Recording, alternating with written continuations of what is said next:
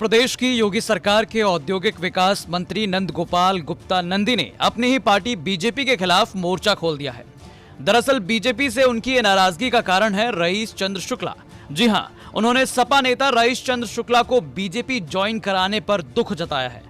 इतना ही नहीं, पहली बार खुलकर सामने आए मंत्री नंद गोपाल नंदी ने नाराजगी जाहिर करते हुए कहा कि स्थानीय विधायक के रूप में मुझे विश्वास में लेना तो दूर, बिना कोई औपचारिक सूचना दिए ऐसा किया गया है। मंत्री नंद गोपाल गुप्ता नंदी की तरफ से जारी बयान के मुताबिक स्थानीय विधायक के रूप में मुझे विश्वास में लेना तो दूर, बिना कोई औपचारिक सूचना दिए मेरे खिलाफ समाजवादी पार्टी के प्रत्याशी के रूप में साल 2022 का विधानसभा चुनाव लड़कर बुरी तरह से चुनाव हारे रईस चंद्र शुक्ला को भारतीय जनता पार्टी ज्वाइन कराने का प्रस्तावित कार्यक्रम घोर अपमानजनक है और आपत्तिजनक है। उन्होंने कहा कि स्थानीय विधायक की अवहेलना और उपेक्षा करते हुए विपक्षी उम्मीदवार को पार्टी ज्वाइन कराना बेहद गंभीर प्रकरण और गहरी साजिश है, अवैध है। उन्होंने आगे कहा कि यह भारतीय जनता पार्टी की रीति नीति और पार्टी की लोकतांत्रिक मूल्यों में गहरी आस्था के सिद्धांत से सर्वथा प्रतिकूल है। जो लोग पार्टी को प्राइवेट लिमिटेड कंपनी की तरह चलाना चाहते हैं और अपनी हठधर्मिता से पार्टी को लगातार क्षति पहुंचा रहे हैं,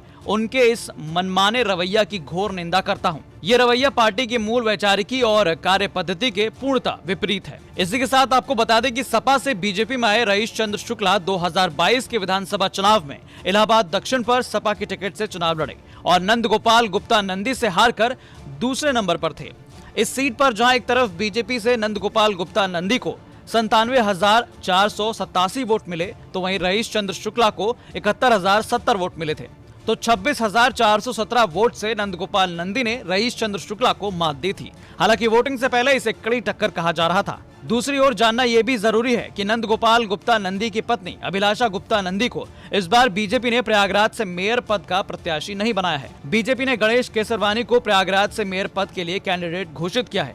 अब राजनीतिक गलियारों में यही चर्चा है कि इन्हीं दो कारणों की वजह से पहली बार मंत्री नंद गोपाल गुप्ता नंदी खुलकर बीजेपी के खिलाफ बोल रहे हैं। आप भी अपनी राय हमें कमेंट बॉक्स में दे सकते हैं। लखनऊ से कुमार अभिषेक के साथ ब्यूरो रिपोर्ट।